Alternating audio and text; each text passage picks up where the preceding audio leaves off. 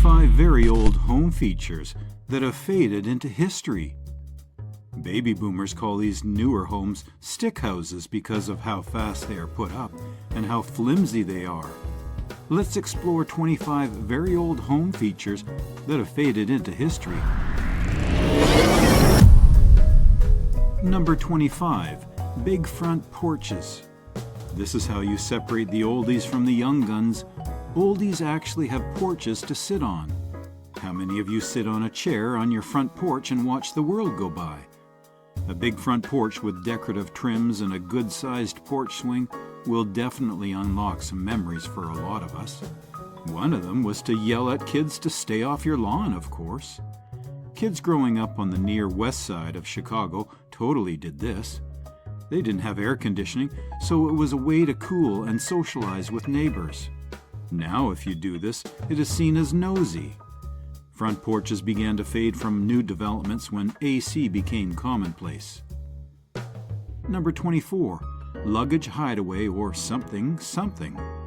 After 5 minutes of rigorous research, we can confidently say that some folks call this Luggage Hideaway, some card table space, and some roll-away bed storage. Sheesh. Those of you who know, please comment below and let us know. If you have a mini door next to a closet in the hallways, you can rest easy because it isn't for someone to hide in. The doors are usually narrow, about 12 inches wide and less than half the height of a standard closet. They've got some depth to them too, usually about 3 feet. In some old houses, the little doors are designated storage space for card tables. These small spaces were meant to keep card tables, which almost everyone had in the 1950s, tucked away neat and tidy until you had company over. Keep in mind that card games were a prime source of entertainment and socializing in the 1950s, and it would have made sense to be able to stow a card table in a hall closet. Number 23. Picture rails. Picture rails have been one of our favorite old house features. Some of us figured out we had picture rails after years in our house, and yes, long after we'd spent way too long attaching stuff directly to walls. Best tip is to order some from House of Antique Hardware that matches up with your walls. They don't have to flush against the rail, they just need to hook in at the top. So any of these look good to us, though we don't trust the stylish ones if you're hanging anything heavy. We especially love this style of bed frame, along with the bright painting and overall theme of the room. Number 22. Secret room. This hidden staircase in a 19th century Victorian house leads to a secret room. Many dream of what they do with obscene wealth. One option is building a baffling mansion with a secret room like the Winchester House in San Jose. This 19th century oddity wasn't your typical Victorian home. Built by Sarah Winchester, heiress to the Winchester fortune, the house was designated with confusing elements, rumored to appease the spirits of those who died by Winchester rifles. Secret rooms, a hallmark of the Victorian era, could have served various purposes in this house: hidden valuables, escape routes, or even, as Sarah Winchester's legend suggests, a place to conceal a secret. While the idea of a ghost-confusing mansion might be outlandish, the Winchester House stands as a testament to the strange and fascinating things people do with immense wealth. Number 21. Shag Carpet. After looking at this picture, it's right to say that the only thing worse than losing a Lego piece in shag carpet is finding a Lego piece in shag carpeting. Houses built in the early 1960s came complete with the shag carpeting of the era. By the time in the early 1980s, the carpet was reaching relic status. This unfortunately coincided with a nightmarish flea and tick infestation. Vacuuming endlessly seemed futile. Advantage was making a dent, and twice daily fine-tooth combing of our incredibly patient dog barely put a scratch on the problem. The laundry piled up endlessly. After a year of itchy welts and sleep deprivation, Frontline's new spray came to the rescue. Relief finally arrived. A couple of years later, we were able to celebrate by banishing the shag carpeting in favor of something a little less retro, Berber to be exact. Number 20. Shoe scraper. Old European houses had a shoe scraper by the door so that you could clean the mud off your shoes before entering. Mice ain't nice. Someone somewhere in Europe made a claim. Americans sometimes called it Jerry's front door and asked not to disrespect him like that. Let's just be clear, mud is a euphemism for masses of street poop. Yes, it's originally for horse poop, which was abundant before the age of the automobile, mostly present in the late 1800s until World War I and II and UK plus many other countries.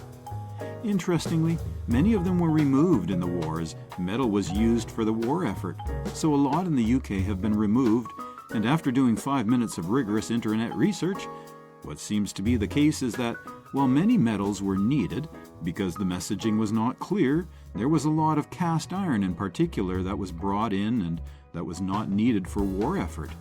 So it piled up and was not used during the war. Number 19. Laundry chutes. This laundry chute is a flex today, but it was everywhere back in the good old days except the vacuum, of course. Common question in the 1970s was, "Honey, have you seen the cat lately?" Laundry chutes were the best.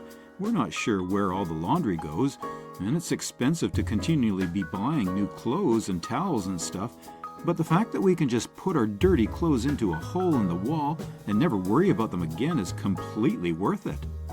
All pun aside, this was something we would gladly use every day and never get fed up with it, especially if it had vacuum power. Number 18. Dumbwaiter.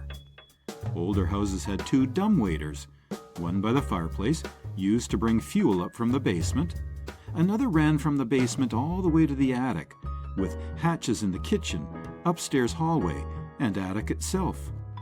It was handy for moving laundry and other things around. Sometimes the previous owners removed the dumbwaiters, leaving you with a trap door in the living room and 2 oddly tall and narrow closets. Pro tip for our viewers: if someone ever asks you to build a project with a retired engineer, especially a dumbwaiter, just run away. These things are very complex and a proper technician will have to label wiring properly, or you can get a manual dumbwaiter if you want to keep things easy. Number 17. Transom windows. If the source of natural light inside your house is important for you, then transom windows are an old house feature we don't see very often. A lot of mid-century houses had transoms above sliding glass doors. Some had a transom across a 4-panel sliding glass door in the living room of a house, opening to a screened back porch. It looks very good, but it was also a custom mid-century build with nicer components. If you get the cheapo white plastic sliding glass doors from Home Depot, it might look a bit McMansion-ish. We like transoms personally because they add light and often the appearance of trees in the background and give you a vague connection to the outdoors, while offering privacy without having to mess with blinds and shutters every day. If you ever decide to give them away, take the glass out and you'll find them hanging out here once in a while. Number 16. Pantries. It was a beautiful time to be alive. We'd find our way back to someone's house for lunch and raid the pantry for some fruit or crackers or whatever food we could scrounge, then get yelled at by someone's mum to get back outside. Go grab a sip from the hose and probably spray each other for a few minutes before running off to the next adventure. We literally came back for dinner and everyone would line up to call their parents and let them know we were either staying at so-and-so's house for dinner or the night, and either that was okay or we had to head home instead. The news had a blurb at 10 p.m. every night. It's 10 o'clock. Do you know where your children are? Parents encouraged, promoted, and facilitated civic activities and projects. Food pantries, scholarships, playground improvements, library fundraisers, the list goes on. Number 15. Home intercoms. Mum used the FM radio feature when she was cleaning, but yelling was much easier. Intercom was wired into the walls. It really made communication up and down the house easy between the kids' top level and the rest of the house. We also used to leave the kitchen intercom locked on when we thought our parents might be talking about one of us. Some intercoms were used for torture as well. Mums used the radio function to wake us up for school. It wasn't music, but a report on RFK's assassination, or a recording of reveille that she used to play super loud into the intercom to wake us up. It is an absolute pile of monkeys to disable and uninstall. 9 million wires, and the power converter goes nuts and starts buzzing in the wall. Why have it anyway? Hollercom works better. What's a hollercom, you ask? Well, you stand in the kitchen and holler, "Dinner is ready!" Everyone in the country can hear you holler it. Number 14. Oldies kept it cool. Many Americans grew up without air conditioning in the 60s and 70s. What we did to survive was to heavily insulate the attic and added more roof vents to vent the hot attic. Sleeping porches were popular then too. People lived without AC until the 1970s. Didn't have it at home, didn't have it at school. First and most important thing is that people are built for the heat. You had windows that opened on all 4 sides of the house. The windows in each room were placed so that you could get a cross breeze. The house was oriented on the land so that it would catch the breeze. You had wide porches that were open to the breeze, shaded, and had enough room for furniture. The kitchen was at the back of the house, away from the company rooms, and sometimes even detached from the house with a hallway. In older houses, ceilings were 12 feet tall to allow the heat to rise. Bedrooms were often on the second floor to catch more breeze at night. We were a lot more creative with fans. You would set them up in windows to create airflow through the house, not just to cool off one spot or one room. We dressed for the heat, cotton and natural fabrics that breathed. No synthetics, no polyester, no 50-50 blends. We spent a lot of time outside, under the trees or on the porch, making ice cream, playing cards, catching lightning bugs in the evenings, eating meals. Good times. Number 13. Conversation pits. Conversation pits were the center of attention in every home owner's life back in the 1970s. No, quite literally. Often called the sunken living rooms, these deep-seated gathering places were just what a generation without phones needed to sit down and have an intimate family experience. In fact, we wouldn't be wrong to call them the mullet of interior design, with business on the edges and party in the middle. In fact, some even went as far as to call them an indoor swimming pool, and we don't think they were wrong. But on a darker side, those of us who grew up with one will be sure to recollect what a health hazard they were. Ever told someone to be careful in the living room just to hear them fall 6 seconds afterwards? Yeah, that would happen a lot. Aside from being a serious fall hazard, they're also very limiting, especially when they're in the middle of the room. Want to change the furniture? Too bad, it's built in. Want to rearrange the room? Too bad, there's a hole in the middle of the floor, which is why we don't see them anymore. Number 12. High ceilings. Have a high ceiling at your place? Congratulations, you've just saved yourself the trouble of choosing the right size bookcase. High ceilings are a double-edged sword when it comes to interior design. Used as a symbol of influence and wealth in the Victorian and Georgian eras, these high ceilings were both elegant and spacious. Before HVAC was ever the thing, this was the rich man's way of cooling up the house, and boy did they do it in style. The best perk, according to some, was the loft that would accompany a high ceiling. Whenever something needed to go upstairs or downstairs, you just chuck it over the railing. Laundry over the side. Huck up a bag of chips.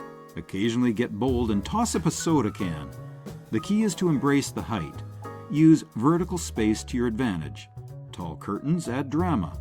Oversized art pieces make a statement. And if you run out of ideas, you can always hang a swing. Because why not? But where they excelled in inflating your ego, they made sure to make you regret your decision of having them as well. With a ceiling as high as 15 feet, even the simple task of changing a light bulb becomes an extreme sport, and that's where your rock climbing skills are sure to come in handy. Number 11. Root cellars. Root cellars were big amongst rural house owners in the 1970s, like something straight out of a hobbit's house from The Lord of the Rings, and were rightly named hobbit holes. These storage spaces were dug into the ground and used the natural insulating properties of the soil to keep the temperature stable enough to store crops, vegetables, and other non-perishables. It was like Mother Nature's very own air conditioning system. Except instead of a remote, you had a shovel and bricks. Root cellars came in all shapes and sizes. There were walk-in cellars, pit cellars, and even convertibles to bomb shelters. Each had its own charm, and each was designed to serve different needs according to the time and conditions. But one thing they all required was a whole lot of digging. With the rise of air conditioning and refrigerators, root cellars have lost their place in home design. But those of us who grew up with them around know they're the perfect hiding place in a high-stakes hide-and-seek game. So, if you ever want to feel like a medieval farmer storing his crops one day and a doomsday prepper waiting for nuclear warfare the next day, root cellars are the best choice for you to plan and prepare for everything the world throws at you. Number 10. Milk chutes. A remnant from a time when milkmen were a thing, you could easily find small doors in front of suburban houses. Milk doors, or chutes as they were called, did exactly what they were named for. For children growing up in those days, it was like a magical portal they would be eager to open up every morning, filled with all sorts of dairy delights from cheese to fresh milk. These double-door passageways were designed to have two doors with a cavity between them for the milkmen to put their milk bottles in. These were the brave men who would go wake up at the crack of dawn, fight the stray cats and dogs, and run against time to make sure your family had the right breakfast to stay their day. Classier versions even had a needle to tell the milkman how much milk you needed. These days, people are unaware of the charm these doors have, and their use has shifted from dairy delivery to secret passages for both children and pets whenever they're in trouble. These doors have proved their worth at a time when delivery was vital to people, and that may be the reason they make a comeback in the modern era with the rise of Amazon. Number 9. Built-in ironing boards. Those viewers who have lived in old houses may remember a certain closet that could potentially open on your head and give you a bonk on your head, or maybe it has already done that to some of you.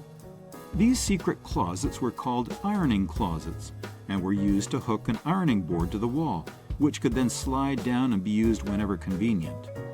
These closets are a relic from a time when people still knew how to iron their clothes properly. A pinnacle of convenience and space saving, these ironing boards were nothing short of a Swiss Army knife when it came to using them. Versatile in its use, the ironing closets were always there to save the day, from being used as Grandma's kitchen table to a prop for the kids to play with in different ways. A typical ironing closet would be placed as close to the kitchen as possible. Advertised as a homemaker's ultimate tool, these ironing closets would be stocked with everything you could ever need to fight away those pesky creases that haunt our clothes to this day. Ironing boards have served through the biggest traumas of the last century, from the Great Depression to World War II to Season 8 of Game of Thrones. Number 8. Stained glass. A culmination of art, history, and beauty, stained glass are the 1800s version of LEDs. Starting off as yet another symbol of wealth and affluence for the rich, stained glass was reserved for the elite. Back in the day, making stained glass was an art form, reserved for churches and fancy houses. Handmade by artisans and pieced together in various patterns, they were like a jigsaw puzzle, but extra fragile and frustrating. In the Victorian era, after a resurgence of medieval styles, stained glass made its way into residential homes and were used to adorn balconies and other windows around the house. These windows not only beautified the interiors, but also provided privacy by obscuring the view from the outside while still allowing soft, diffused light to enter. Natural lighting meant these stained windows would change their colors and patterns according to the time of day, leading to many beautiful and quirky geometric, colorful patterns.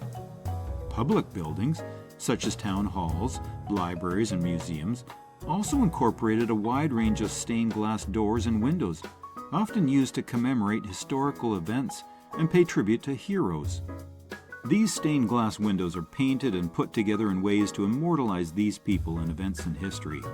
So, next time you see a stained glass window, don't just think Fancy church or grandma's house, think masterpiece. Number 7. Servant staircase. Now, you've got to be visiting a really old house if you've ever come across any of these. These hidden staircases were a common feature in the Victoria-era houses and estates from the 19th and 20th centuries. These narrow and steep stairways can seriously scare new owners if they were unaware of their existence. Made as an alternate to the main stairways used by the owners and guests, these narrow secret passageways were designed to allow servants to navigate the house without being seen by anyone or disturbing the ongoing events within the house. Almost like it was the original incognito mode.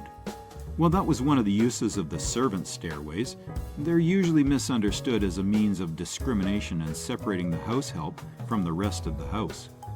A separate passage for the servants meant it was easier for them to go back and forth the house without being obstructed by people.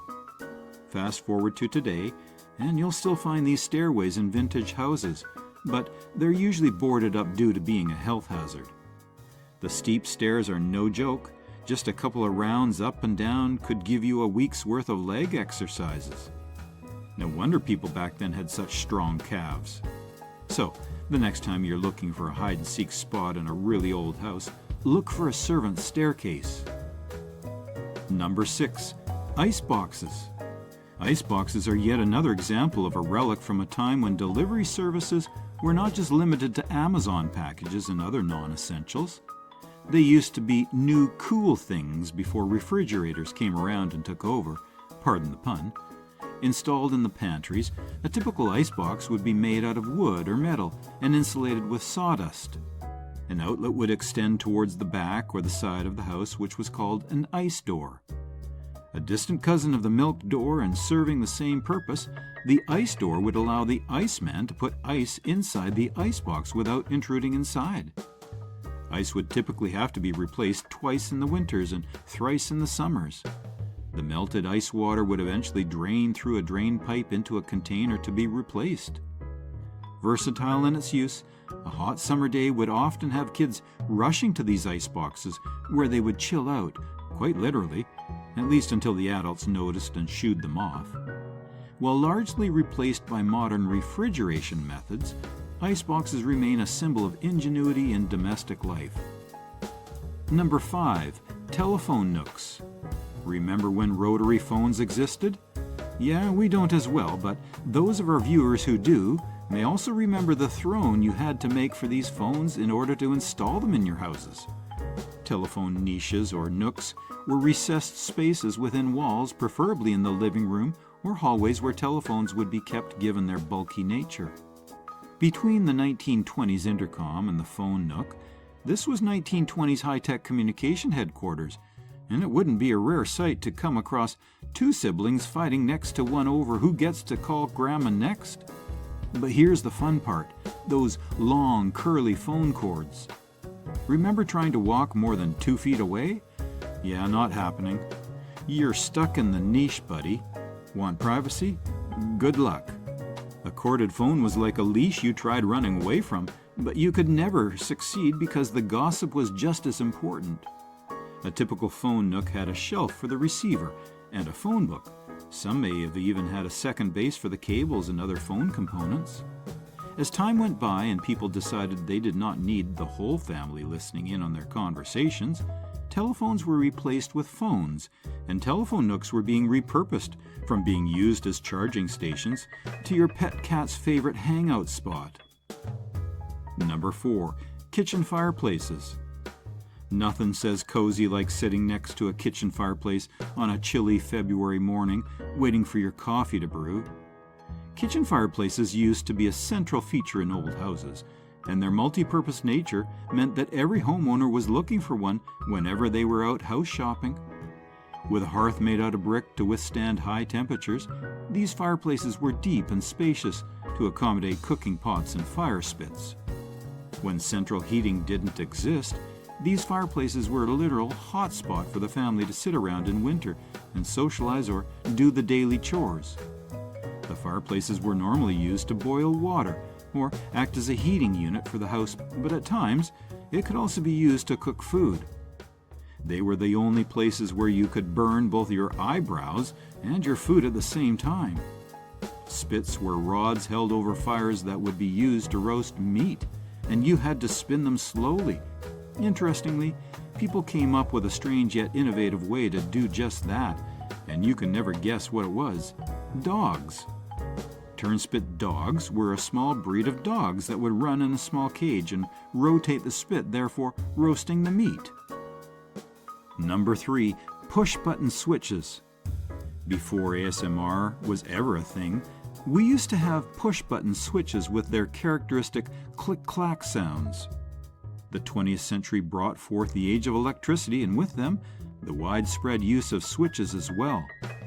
Before that, light bulbs would normally be turned on by pulling at wires, and so came into the spotlight push-button switches, with a satisfying click when they worked, plus that flash at the back of the plate letting one know that tiny demons were trapped in those wires and they do our bidding, but wish to get out and kill us if they can.